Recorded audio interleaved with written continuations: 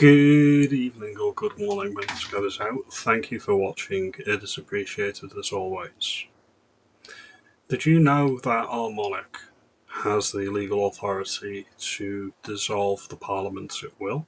And did you know the monarch has the unilateral authority to sack the prime minister and also appoint anybody in the country as prime minister?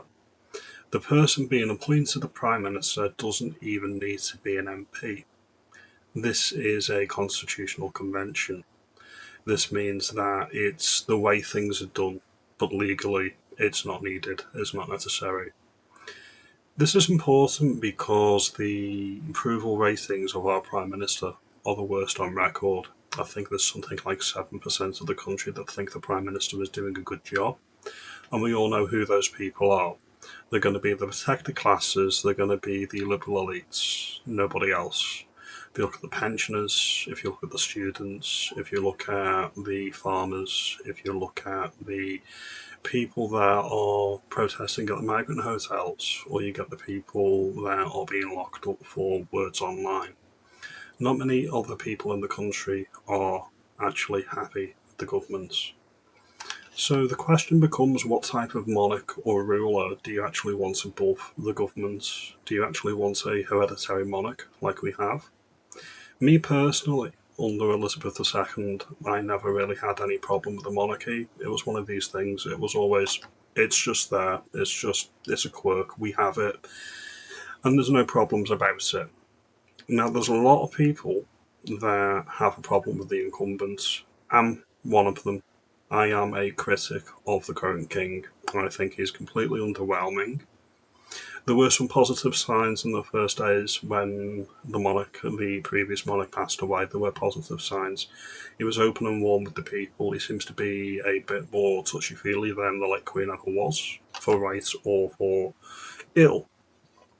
However, I was going into a bit of a back and forth with a high-profile right-leaning commentator on the weekend, who shall remain nameless because I want to protect their blushes because they were wrong, and they sort of went quiet on the subject when I called them out and said, "You're actually wrong on this." He was coming at it from the angle that, well, the monarch doesn't have the power to do that. And I was coming at it from the angle of, well, I know solicitors, I know legalese, and I know lawyers, and they've all advised me what I already knew, which is the monarch does retain that power, does retain that authority.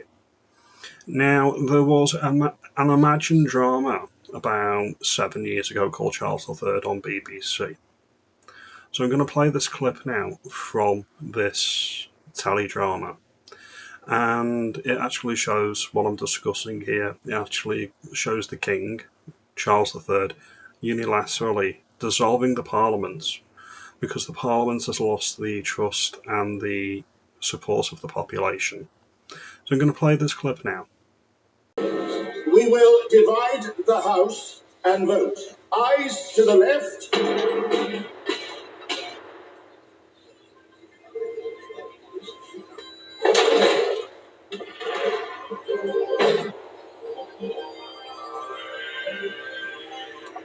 Empowered by ancient decree, I do, as king, use my royal prerogative here to dissolve the Parliament at once. This noise demeans you all. Through petty theft and fighting here amongst yourselves, you've lost the population's trust. I am not prone to certainty, but you have drawn that measure. Unlike you all, I'm born and raised to rule. I do not choose, but like an Albion oak, I'm sown in British soil and grown, not for myself, but reared with single purpose meant. My cells and organs constitute this land. My speaker, will you here confirm to them that what I do is well within my right and anointed power to, as king, demand? Your Majesty, if this is what you want, then this you can, as king.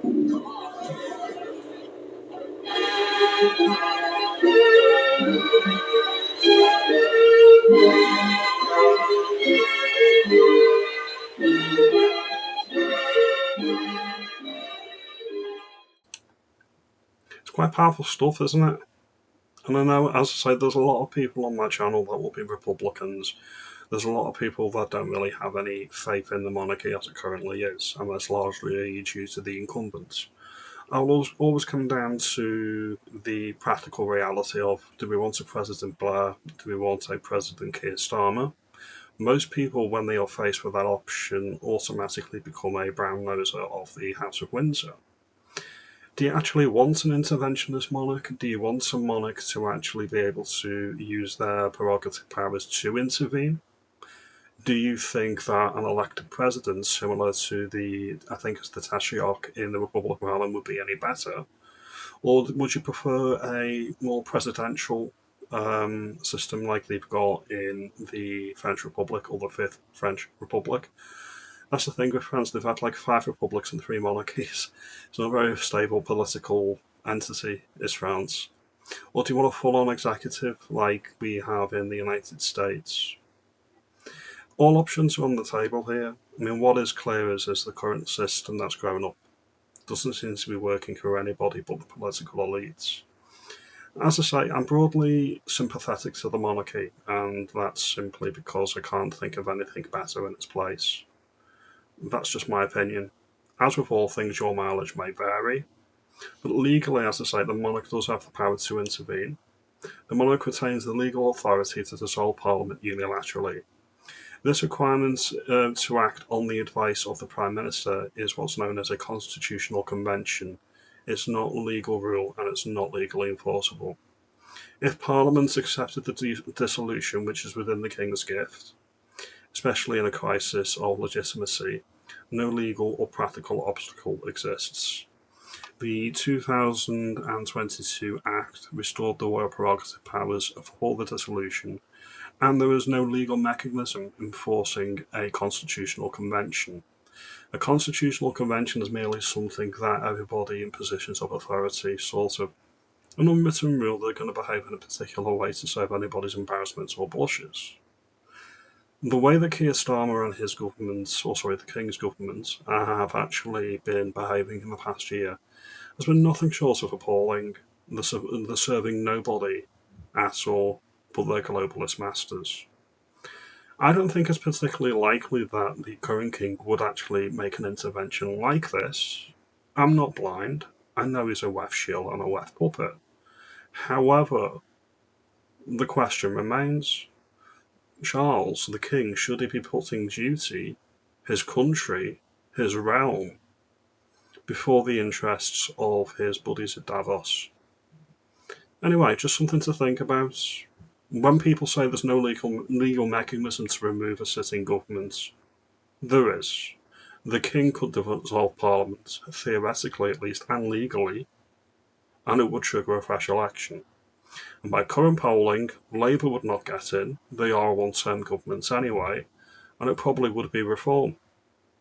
Now, if you like this video, comment below, like and subscribe. Let me know if you knew that these were the legal realities that we're living under, or people thought the monarchy is purely ceremonial, with no legal authority or power. I appreciate your time as always. Have a good day, and thank you for your time.